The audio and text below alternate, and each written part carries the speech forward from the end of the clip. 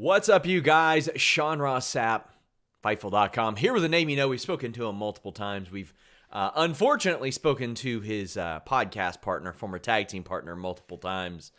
It's Brian Myers, and you know what? He doesn't necessarily have a podcast partner in all of his ventures. We've got Extreme Conversations out now. This is something I've been excited about for so long, for quite a while. Please, Brian, as I just introed you, I'm going right into tell people what this is because I'm really excited to talk about it. Well, I'm glad you brought it up right up the bat here because I'd love to talk about it and promote it a little bit here. Thanks for letting me use your platform. Extreme Conversations with Brian Myers, basically a passion project of mine. Truth be told, it's under the Major Wrestling Figure Podcast Network umbrella. Mm-hmm. And basically, Matt had the idea for MC True Long Island Story, and I kind of felt like, well, I got to bring something to the table here. Bare minimum Brian, right? That's bare minimum Brian. I don't want him busting my balls to the end of time. He was busting your balls in the email. He sent me the press release for this, and I was like, we got an interview set up. And he said, I wish bare minimum Brian would have told me. There you go. So, and I just, I've been such a lifelong passionate ECW fanboy, and it's just kind of never left me. And then it's gotten to the point where I've been wrestling, over 17 years now, and I've befriended most of these guys, and they're in my own personal Rolodex, and I've begged a few of them to do this on their own. I said, there's no ECW podcast. Like, sure, there's things where things are covered, but there's no podcast just for ECW and ECW alone. And I've begged, I thought, this is no shot at him, but Dreamer has a podcast. Mm-hmm. And I said, dude, this has to be an ECW podcast. You can't just have another, whatever podcast that people do about wrestling. Like this is your wheelhouse. Like, yes. Use that. And he didn't listen to me. I begged Raven to do it. Didn't do it. So I said, you know what? I'll just do it my damn self. I have all these guys at my, fingertips anyway, and they're my buddies, and I'd love to talk to them anyway. So it really turned out, it's just a complete passion project with much to the help of Smart Mark Sterling, who has the tedious job of editing this all up. And as we went along, we realized that we had something really special here, but it's not a regular podcast in the sense that, like, there's so much editing to it. It's not just like, here was this interview with this guy. Yeah. It's multiple interviews chopped up in different categories, and we dropped it like Netflix style, season style, where you can just binge and listen to it at your leisure. You see the list of the 6 episodes, you can go, oh man, this one all about Balls Mahoney interests me. Listen to that first. You can't go wrong, basically. So, man, there's so many different avenues I want to go down just based on that first statement. Like, an ECW podcast was something I wanted to lean into years ago, and it's something I thought Conrad would have done. But I pushed him to do it too. I think he's just looking for the right guy. And to me, I didn't start watching ECW until the late days, like TNN era. Like when it got on there, it became accessible to me. It's like Tommy Dreamer, Joey Styles, or Paul Heyman, and Joey doesn't want to. Tommy's doing his own thing. Paul can't. Yeah. So it's like, I think your approach is like, well, you know what? Let me grab everybody that I can possibly think of that knows something about this. It's just, I know because I've done these about the Royal Rumble and War Games and Muhammad Hassan. Like, that's very tedious work. It is an incredible amount of work to reach out to all these people, schedule with all these people. Admittedly, some of these ECW veterans are not the best with scheduling, as I have come to find out. Okay, or technology or Zoom calls or even their memories. Yes. So there's a lot of work involved in this, yes. So you're doing, like, honest-to-God journalism, finding out this information, and I really dig it. Thanks, man. Yeah, I mean, there's a really fun moment. I'm interviewing Raven, and the whole episode is about Anarchy Rules 99. He's in a tag team title match, sold out Chicago. It's a show where, like, so many kind of notable things happen. That's where Taz, it's like public knowledge he's leaving, has this big send-off, unforgettable stuff to me as a fan. Yeah. I go, Raven, Anarchy Rules 1999, you're in this tag team match, hit me. What do you remember? He goes, nothing. Don't remember one goddamn thing about even being there, that it happened, nothing. I'm like, awesome, thank you. But that's what I'm getting myself into. So I take it all on. So I'll sort of plug, like you mentioned Balls Mahoney earlier. I'll sort of plug that in with Anarchy Rules 99, because I remember when that happened, that's when I was first, like, really getting into ECW. I was familiar with it. I loved the idea of ECW because I had seen Rob Van Dam. And how can you not like ECW if you've even seen Rob Van Dam on Raw? Mm-hmm. And somehow, I can't remember how it was, I was watching Anarchy Rules 99, And I didn't know who the hell Rob Van Dam was facing. I just knew he was facing somebody. And then I It was go, supposed to be John. It was supposed to be Johnny Smith. yes. And Yes. I go, oh, Balls Mahoney. And then I saw the match. He's a kick-ass 20-minute main event. Yeah. And Paul Heyman That- told me it was one of his favorites of all time. Yeah, it's one of the beauties of ECW. Like, something went haywire. I don't remember the exact reason why Johnny Smith didn't do the match, but someone who wasn't booked steps up, fills a role, maybe supersedes what was supposed to happen. That was like the magic of ECW, one of those special things. So was there anybody that you didn't think that you'd be able to get a hold of for this that you did? I know quite frankly you'd asked a lot of these people to sign figures before because you've got that boxed ECW Complete signed collection. Yeah, just over the years, I've shared locker rooms with these guys, and I just gravitate to them, because I just want to, I want to be this ECW loyalist that I've always been. So I have become like just friendly with a lot of these guys. Like I'll text with them like on a regular basis kind of thing. So that part was pretty easy. I think the one, obviously, like you said, Paul Heyman and Joey, but they are kind of like not, doable. Other than that, I think a real cool one that we got that most people don't hear from is Harry Slash, who's like the godfather of the music and stuff. Loved his. Yeah. So there's a whole episode on just the music and like why people's entrance musics were what they were. And I decided to get as many people as I can, to fill up the space. But sometimes it's like, it was literally like a sentence talk, why is this your song? I don't know. Paul just picked it for me. Okay. End of story. There wasn't a lot to it, but I knew the meat and potatoes of that is Harry Slash and his involvement. And a lot of people don't know that story. And I thought that was a really cool get because you don't just see him pop up on interviews like every day. And the other like unsung hero, which I loved because he has no filter and he's the most fun stories, is Johnny Candido, the little brother of the late great Chris Candido, who like just came through, especially in the Balls episode. Just some unbelievable stories. One of my buddies at Creative Pro said he was working out listening to the Balls episode. I said, dude, that's flat out dangerous, bro. You're gonna drop like a barbell on yourself laughing or something. He goes, bro, I almost did. Like I said, yeah, I would not recommend that at all because there's so many legit LOL moments in that Balls Mahoney episode. And I think that Balls Mahoney one could be like a 4-parter or maybe more if we wanted to, because just you say that name and guys light up and they just want to tell these outrageous stories and stuff. So that was a layup. I also got a kick out of Harry Slash saying that he looked like Paul Heyman from behind, and Pat Patterson came up and grabbed his ass. And he goes, now what kind of relationship, what kind of friendship do you all have to where this was the first thing that happened? Like, I loved it. Yeah. I thought that was really good. And as you mentioned, Harry Slash isn't somebody that when we're doing the news aggregation, we see popping up a lot. Like we don't, totally right. We don't see that. So that was immediately one I sent to my team, and I was like, hey, this guy doesn't talk. Let's let the people know what he has to say. Mm-hmm. So were all these virtual? Did you get any like on the convention circuit? So they're all Zooms, okay, except Shane Douglas, who I knew I was doing a show with, and I tried to Zoom with him, but he just flat out said he doesn't have like that capability. Yeah. And even if he did and did it on his phone, it got to the point where Mark and I were like, he's such a good talker, and his memory is like as sharp as it can be. We're like, it would be a shame to waste it with like bad audio. He's done like 6 podcasts. I know. He said he could not. I don't know who guides him through that. Like I know Shane pretty well now. Yeah.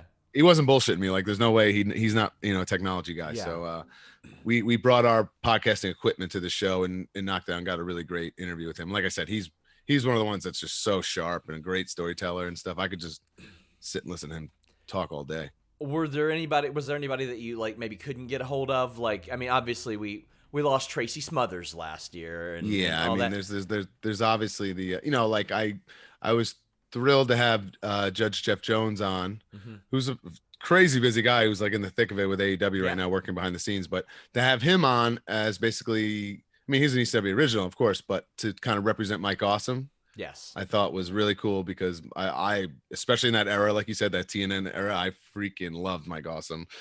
So I thought that was really cool to have him as the representation for him. Yeah, to me, like that first sort of cast that I saw, I thought they presented them so well on TV. Like I believed in Spike Dudley because of what they were doing him just on those TNN shows. Such an underrated big man, little man feud. Yeah. And yeah, big time. The way that everybody would make him look like Sally Graziano taking the acid drop, it's like, oh my gosh. Oh, so cool, yeah. It made me believe at like 15, If I hooked a cravat on him, I might be able to do it. Yeah. Sally made me believe. Yeah. So was there anybody you tried to get and they just said, no, I'm not doing it? Honestly, no, I didn't get any no's, but I didn't test my luck. I think now that I've done it and proved myself, like I was hesitant to ask Bubba Dudley because he's not the friendliest, but I think I've just saw him at a show and got to talk to him. I think I'd be able to get him now. So it's interesting when he did like media calls and stuff like that, I would be like, oh man, Bubba Dudley, he's going to be in character, all that stuff. He actually wasn't, and it was some of the most introspective, for sure. Yeah, I think if I just get him stuff, yeah, on the right day in a good mood, he'll be an incredible interview. So he's somebody I would love to have. Plus, like I said, he's pretty sharp and has all the memories and stuff and the good stories. Taz is another one that I love to get, who I've gotten pretty close to in the past couple of years and stuff through Creator Pro and whatnot. So he's someone that I think would be great because he pretty much doesn't talk ECW very often. Yeah, and I think that'd be such an outstanding element of this. So I can tell you, as a media member in this field, a lot of times, quite frankly, you're talking to the best liars in the world, and I mean that as a compliment. You guys make people think that you're hurt when you're not hurt, and you're not hurting when you are hurting. And sometimes, like when I'm digging for scoops, I gotta say, is there an agenda here? Is there like what's the motive? Now for this, it's a bit different because you're talking about stuff decades prior, but still, there are going to be people with agendas. How do you kind of navigate that? I don't mind that because, like you said, we're talking 20 years ago plus. So bring it as long as it's entertaining, I guess, at this point. It seems like some of that stuff could be fairy tales, but it doesn't matter because it's that person's perspective and their memory of it, and it could almost be 0% true, which I'm sure some of this nonsense you hear on the show is, but like I think because it's been so long, it's fine. It's not someone BSing me that they got, oh, I got a deal from AEW and WWE on the table, I don't know which one to choose. It's not bullshit like that. It's like, Balls Mahoney gorilla pressed a shark and killed it with a spork, and that kind of shit's fine. And I mean, like to that point, like some of my favorite stuff in Forever Hardcore, that documentary that Jeremy Borash did, was just New Jack talking about things. Some stuff that wasn't even ECW. To back up your question, he's someone who I think is sorely missed from this show because he was an incredible ECW shoot interview for sure. I mean, I've seen a ton of them. He was the reason I got into shoot interviews, period. Like, I'd say mine would be Honky Tonk Man, but gosh. New Jack's a close second. See, I wasn't a Honky Tonk Man fan, so I didn't want to watch his shoot interviews. And I didn't. Bro, yeah, those original ones where he's like shit faced are unreal. Yeah, but actually, in the era we're living in now, they do not age well. Let me just say that too. Yeah, and it was New Jack saying, "Yeah, I wanted Vic Grimes to die. Yeah, I stabbed this guy. Yeah, he dropped the charges, and I got out of Florida. Yeah, I beat up a 70-year-old man. Like that's what got me into shoot interviews. Yeah, like right there. That's the good stuff. Yeah, I always have this funny story. I rode with Jimmy Wang Yang for a little bit when I first started, and he has this like ROH shoot interview he did like the first time he was fired. Yeah, I swear to you, it's the cure for insomnia. Like it will put you out. It's so goddamn boring. He's so monotone and one word answers. It's like horrendous. And one day in the car, I just confessed that to him. I said, dude, I'm a big shoot interview guy. I bought your shoot interview. I don't think I've ever gotten through it. It's so goddamn boring. He goes, yeah, who cares? That guy's paying me the same amount of money to sit there and talk, whether I give up the gossip on every single thing that's ever happened to me or I say nothing. So who gives a shit? And I was like, okay, fair enough. Man. and that is true. I mean, I was like, okay. And that's why I'm glad. That's why I'm glad shoot interviews went away, so we don't have to pay you guys. Yeah, anymore. Shoot interviews are basically free and they're called podcasts, so it doesn't. Really matter because anymore, everybody's promoting their own weekly shoot interview, basically. Whatever. Yeah. Oh man, so okay, so this series dropped. You obviously seem to have plans to do more. Yeah, I mean the feedback's been incredible. We debuted at number 2 in all of wrestling. I think we were like 40 something in all of sports, which is wild. I mean, like literally this call right now is the first thing of promotion we've even done. So it doesn't really hadn't had like a vehicle behind it except me telling people it's coming.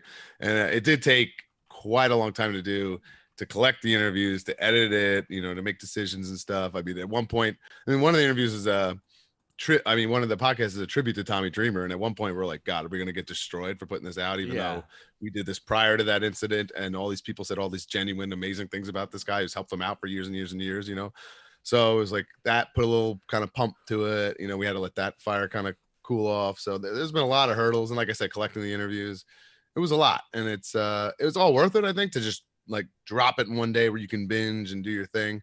And I think the feedback has been substantial that, we'll make it, I think, like an annual thing. One of the best pieces of news or best pieces of advice I got regarding that and navigating controversy is today it's in the news, tomorrow they're wrapping dead fish with it. Like, and the wrestling cycle moves so fast. It's insane. Whenever one of my buddies kind of messes up or got some heat or whatever, I go, dude, someone's going to mess up tomorrow. Yeah. And then you become second, and the next day that someone mess up, and then you become third on the list, and then to the bottom, and you're forgotten. And it's just this never-ending cycle of wrestling heat and mess ups that. Yeah, that's the way the business works. And hopefully the people that do actually abhorrent things that are unforgivable stay out, and the people that's different. Yes, and then the people that just say some dumb stuff and then really feel bad about it can learn from it. Is the hope. Obviously, nobody's perfect, but bad people are bad people, and they shouldn't be involved in pro wrestling. ECW veterans are absolutely perfect. I've never seen one do anything regrettable at all. Especially Balls Mahoney. Especially Balls Mahoney. So, like as we look through like these episodes, and you've got Balls Mahoney, you've got WrestlePalooza, Anarchy Rules, the music, you've got Tommy Dreamer. Which was your favorite to work on? I mean, obviously this and Heat Wave as well, the one that you dropped last year. The pilot's great. That was like our proof of concept, that Heat Wave 2001, which is all about the backstage XPW fight and a lot of fun stuff. Oh yeah, I was pumped for that. So for like a year, I've been waiting for this. Yeah. And I mean, that was the initial thing. We dropped that, and then people were excited about it. I was like, okay, we are on to something. Let's keep going. We didn't know how tedious it was going to be, but yeah. My favorite, I mean, in my mind when I made this list, it was like the music, just because that was such an impactful part of me being an ECW fan, which I just kind of blabber about on the episode, so it's not hard to understand. You can ask everybody about it too. It made such a big difference. Like these songs that are really timeless rock songs are timeless in your head as a wrestling fan because you connect them to this superstar, like for the end of time. It's wild. I was really looking forward to it, and I keep pressuring him to listen to it. Is I want Tommy to hear his episode and hear about all these people, especially the tough year he's had, like, hear all these people that really care about him and that appreciate the things he's done for him, but all been said, the Balls Mahoney app, that's the number one like feedback I've gotten from people, and people just been like over the moon excited about that one, because it literally is, it's 2 hours of insane Balls Mahoney stories that are like laugh out loud, like just awesome listen. That's the only one I haven't watched because I listened to them in reverse as they appeared on the Apple feed. Oh man! So I'm really excited to check that one out. You're gonna have to message me after that one, because it's unbelievable, some of the stories. So yeah, like there was this big gap for a long time with no TNA podcast, no ECW podcast, and now Jeff Jarrett has TNA pretty well covered. There ain't gonna be anybody better than him doing that. And now it's like you look at this and it's like, well, it's hard to believe that anybody's gonna top this, because you're not just getting one piece of insight, and I think that is so unique and interesting in one of these retrospect podcasts, because so many people, even if they have the connections, they just don't follow through and gather all these interviews and put them together and all that. At what point did you formulate in your head, I'm going to do this? Because obviously it was well over a year ago. Yeah, like it was almost out of like the guilt of like that Broski was going to contribute a whole nother podcast, and I'm like looking around like, you guys looking at me? And I had this idea anyway, and I've been dying for someone else to do it. And I said, you know what? Like I said, screw it. I have all these guys literally at my fingertips. Most of them are like my buddies. It wouldn't even be like awkward to like introduce. Like I think Jazz was at Impact, and I never met her, and I introduced myself to her, and I sat down with her to get her soundbite about her music and stuff. So other than that, I mean, these people are like literally people I text with. So like I was like, screw it. They all, like me, I hope to think. And, and I think ECW guys really enjoyed talking about ECW. So there was no harm in it in my mind. And now, like, the convention circuit is firing back up. There's a good chance you're going to be around a lot of these people. Is that something that you're looking at? Because I remember 2 years ago, I went to a table and it was like Just Incredible, Mikey Whipwreck, Rhino, and then, bless him, Tracy Smothers, who did a run-in on one of my interviews, and I loved. I treasured that moment now. Yeah, is that something that you're looking at doing, or you ever Oh like yeah, kind of but looking I down the was really guest looking list? forward to before the pandemic, and I told them they're welcome to use Creative Pro Wrestling Academy. Shane Douglas, Justin Credible, and Salmon were going to do like a spoken word tour, Oh like wow. like a live Q&A, stories, whatever. And they had like a bunch of dates lined up, and it was literally right when the pandemic hit and the world shut down. And then they haven't been able to kind of get back on track of doing that. But I was like looking forward to that. I was like, shit, I'll literally give you my building for free, and then I'm gonna hang out and have a couple beers and listen to you guys. This sounds great. It's just if you love DCW, it doesn't need explanation. You just get it. You know what I mean? If you Yeah. were in those crowd, like I went to a bunch of live ECW shows, and to this day, it like pulls at my heartstrings as a wrestling fan. Like the way I felt, the excitement, the intimacy, it's never been topped for me as a wrestling fan. And I hold on to it to this day as a 36-year-old. So without like kind of spoiling future seasons or anything, are there some topics that you're like, I absolutely have to cover, like that people wouldn't think? Like I would imagine like maybe the figure line, even though you've done the complete history of ECW figures, which God damn it, made me collect them, and is a more expensive hobby than I'd like. They're a But very underrated, beautiful toy line. they are. Everybody's unique sculpts. They're like timely to that era. To me, They're great. I like the art of a wrestling figure. I don't necessarily. I'm Yes. not a face scan guy. I don't Yeah. like face scans, and I like Jack's Bone Crunchers because they're so goddamn ugly, and I like Yeah. ECW figures because they're so pretty. They look good. Yes. And they're all like there's not one reused part in that whole line, which is I think is pretty cool. But yeah, spoiler alert, on the major Patreon, if you sign up, there is a bonus episode Ooh. of Extreme Conversations all about the original San Francisco toy makers action figures. So that's already in the can, up right now. If you sign up for the Patreon, Nice. you can listen to it in a bonus amongst a million other bonus things that we offer in our Patreon. But that's the Extreme Conversations addition to it. Man, that's incredible. So I'm going to ask you to actually contribute to a couple upcoming projects I have.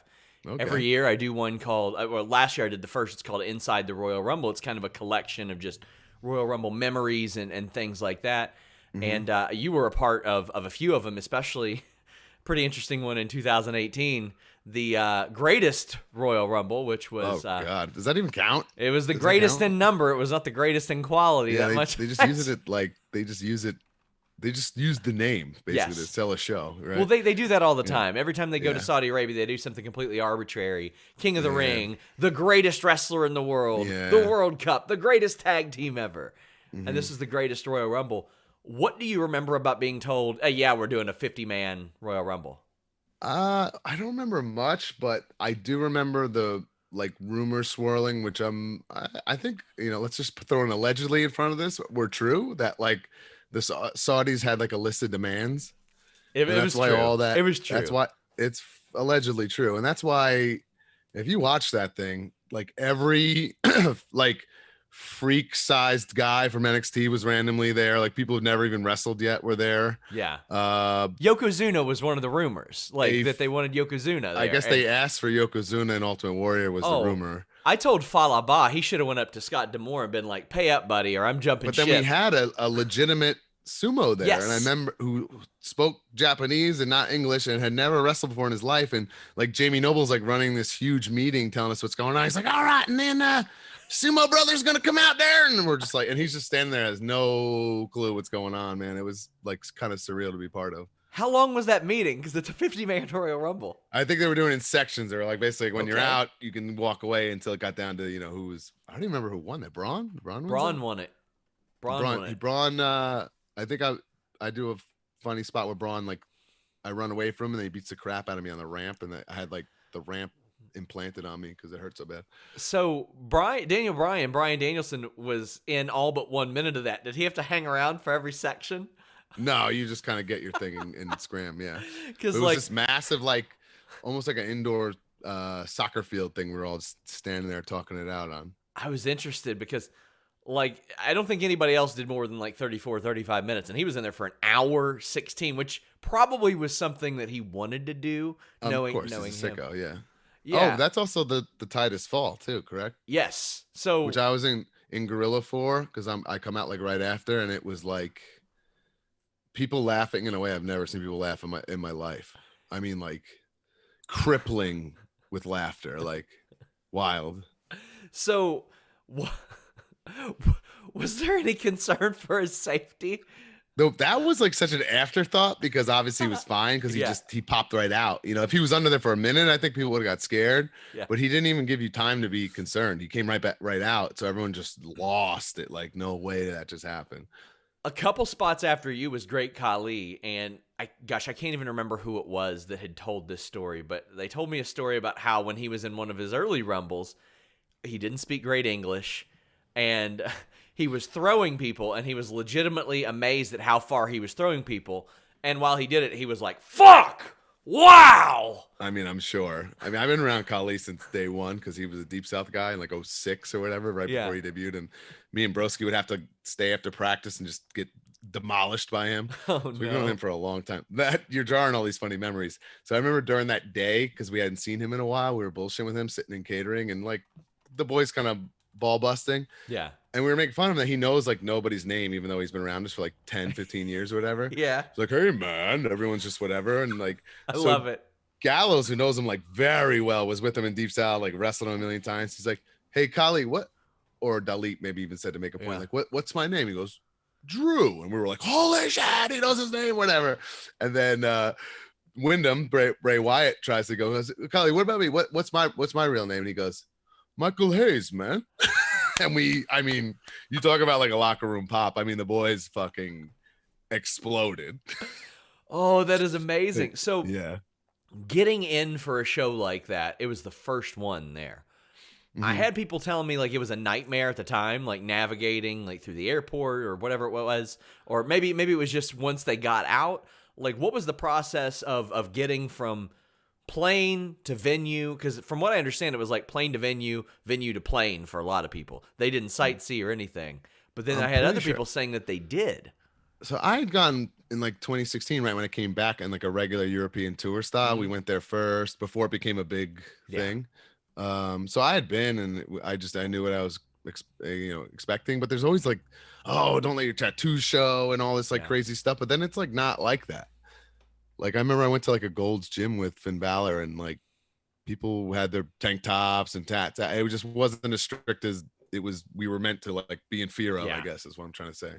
So, and I had been there a couple times by then. It was just whatever. I've had this thing like, if you want to be a successful professional wrestler, you have to succumb to traveling. Yes. And I can just like black out. I can just like, it is what it is. Oh, 12-hour plane ride? Sure. Oh, I'm delayed? Okay. I can just, I've done it for so long. I'm just like numb to it. And it is what it is. And that even if it means going all the way to Saudi, you know? And then you were in the 2019 Royal Rumble, and you actually got one of the quickest eliminations in Royal Rumble history. You eliminated Titus in a few seconds, right? Yes. That was really fun, actually. I was always jealous. I always thought, even though he's like one of my best friends, I thought the year before I should have had Heath's spot because I was doing the losing streak and he's on the ramp. I thought that was an awesome spot, but they weren't like, I was doing the losing streak thing and Heath really wasn't doing anything on TV, but Heath's so lovable and he just had that role like in history in WWE, so he could fill that role whenever. The 2012 spot of him getting his ass whipped by legends was so good. Yeah. Oh, the best. Yeah. The best. And he cried all through that, like, man, they're jobbing me out, man. And we're like, dude, this is one of the coolest spots you're ever going to do in your career. Yeah. I think now he thinks of it like that, but back then he was like, hoping to be champ. So I was like real jealous about that he got to do that because I'm like, damn, I like losing streak deal in that spot, like keep getting drilled by guys on the ramp would have ruled. And then to finally be in a real rumble in a massive state, baseball stadium and stuff was so cool. And to have like a cool spot, it wasn't like forgettable. I thought it was great. I got a nice little pop. That was right when that was like the losing streak was so deep that the crowd was starting to turn for me because they felt bad for me too. So I got a nice little reaction. I thought it was a pretty cool moment. Yeah, I mean, as I looked back, I was like, man, he hadn't been in a Rumble before the greatest Royal Rumble. I mean, you had in like indie shows and stuff like that, and I think you had been in like a Battle Royal to qualify for a Royal Rumble at one point. Sure, yeah. But like not an actual Rumble. Another feature I'm working on, I've heard a lot of stories from wrestlers, Bobby Lashley, Kofi Kingston, Kurt Angle, about Vince McMahon physically attempting to wrestle pro wrestlers. Mm-hmm. Bobby Lashley tells me he pummels in underhooks on him, tries to get that. Kofi had to be like, you want to fight on a plane? That Kofi story is, I know that one because we're very good friends. Yeah, that's kind of a legendary one. Yeah, and he told me about that. And Kurt Angle, of course, told me the plane ride story. Have you ever Yeah. witnessed Vince McMahon trying to wrestle anybody? And if not, what do you remember about the Kofi one being recounted to you? I wasn't there for the Kofi one, but we're such good friends. I knew about it. I know that Vince was like for sure testing him, right? You know, that's Yes. all. And then I know, I don't know if that this version's been told, but Jericho kind of got in his ear and was like, dude, if you don't at least say something, Vince is going to lose all respect for you. And, you know, Yes, I the got it from career you Jericho. want, you're probably not going to have. So Sorry you to gotta interrupt. man It up. was Yeah. from Jericho's book. I got heat from WWE for asking Kofi that question because it really? was from Jericho's book and he was in Get outta AEW. here. And Yeah. Kofi was like eager to tell the story because I don't think he had For ever sure. told the story before. Yeah, I'm sure he loves it. Instead of doing a regular boring ass WWE media interview. Yeah, that's great. Yeah, one of 15 that day, the day before WrestleMania, where there were going to be 15 headlines that say, Kofi Kingston says it's surreal to wrestle in front of no people. Yeah. Yeah. So what do you Boring. remember about that like being recounted to you? Just that, like, I made a mental note, like, ooh, if I'm ever in that situation, I'm gonna have to fucking throw it down with Vince. Okay, you know, that's what I got out of it. You know, the lesson. You know, I was a producer in 2018 when I got hurt for over 2 months. So like all that, like, oh, you see Vince down the hallway and you kind of like, you know, pucker up and you're scared, just completely went away because I was dealing with him like for hours at a time on a daily basis. So like towards the end there, I could just bullshit and talk to him and like I texted him like a regular person, which was awesome to kind of break that, like, you know, that shell. But I don't maybe quick little like like kind of things. I never saw like a real, you know, lock up with somebody or like him go down. He's just, I think in my era he was just a little bit too old for that and he knew it. There were always those stories that, or the story that he took the Doomsday Device from. I mean, that story's legendary. Yeah, you know, oh, the Heart Foundation would have done it or whatever. Yeah, that's been told a million times. And there's no doubt in my mind that this guy's been involved in so many programs and dangerous matches, and you know, even like that couple of years ago, that shoot headbutt he takes from Owens. I'm just oh like, my god, this is insane. Yeah, that was a rough one. but he loves it though, you know. And then the last story I'm working on is people who have worked with Kevin Dunn. You've been in and out of WWE. How many, like, I don't want to say how many. I'm sure you had plenty of face-to-face interactions with Kevin Dunn. Do you ever work directly with him, and like what was that process like? Yeah, I know our first time ever, it was when we had gotten with Edge, and basically we were told we were going to get this like big push, and we did all right, obviously. You know, Hawkins and Ryder as the Edge head underlings, but like the first time we worked without Edge like accompanying us or whatever, we came out to like generic wrestling song number 72, and we were like, whoa, that's pretty bad. And then we were like, what do we do about that? And somebody's like, you got to talk to Kevin. So like the following week we went and like just knocked on the truck, and he's very elusive. I always say he's like the Wizard of Oz, like he's just tucked away. Like, and if you do see him in the hallway, I always think he's faking a phone call and he walks by because he doesn't want to like get, you know, bombarded by talent and shit. And then so that's where he is. You know, he eats in there. Like it's hard to get a hold of him. So like we were like, okay, and we're just young kids, never really had any interaction with him. We went and we actually had like an awesome conversation with him about music and what we'd like, and that hey, like we want something a little bit more special, and we wound up getting that really cool Disciple song out of it. So that was my first interaction with him, and it was a great one, you know. Yeah, I often hear he's heard not seen thing like with that. I can't remember who it was that said it was like it might have been Chelsea that was like, it's like the voice of God. Like you never see him, you just hear him in the voice. rehearsals over the speaker, but you're not seeing him. Yeah, and then dude, like I said, I was in the meetings as a producer, and he's there, he's right up front. He doesn't say a word. It's not like he's there just burying people, like, but he doesn't say anything. That'd be great if he was. It'd be interesting yeah, for my article. Yeah, I mean, yeah. So like you had mentioned he's over the speakers and stuff. Like what's his demeanor like over those? Like I've heard some stories of him like joking around and being playful and stuff like that, and then other ones are really straightforward and serious. Right. Okay. You're drawing some more memories. Right when I came back in 2016 and they finally figured out they're going to air those goofy vignettes for me, I knew I had like 6 weeks to come to TV.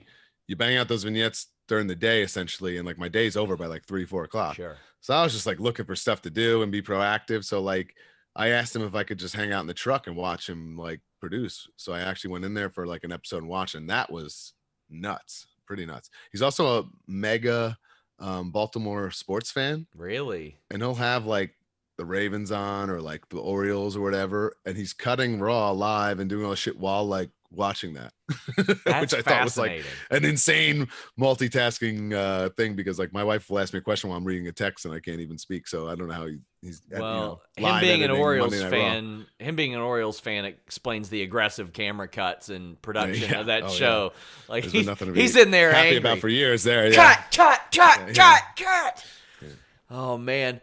Brian, tell the people where they can find Extreme Conversations. Obviously, podcast platforms everywhere. It is a fantastic series. It's absolutely free wherever you find your podcast. Like I said, there's the pilot and 5 episodes. It's full season 1 for free, available to download. Listen at your leisure. I do encourage you to use hashtag Extreme Conversations on social media, whether that's Instagram or Twitter, and so I can see it and interact and let me know what you thought. And we're gearing up for probably a season 2 because it was just such a big hit, and I'm flattered and floored and glad that people are enjoying it. So and I'm gonna have to start plotting away with Mr. Sterling to see what our topics will be, because I feel like there's people want Balls Mahoney Part 2, and that's already kind of locked down as the only one for sure. Well, I'm excited to finish off the series by listening to that. I started it this weekend and couldn't stop while I was working. Thank you. It was phenomenal stuff. Extreme Conversations with Brian Myers. Brian, thank you so much for being much more pleasant than Matt Cardona. Of course, yeah, he's a dipshit. He is. He got upset at me last week. He's like, I've been here at WrestleCade for 4 hours. You didn't ask me to come over and do my interview.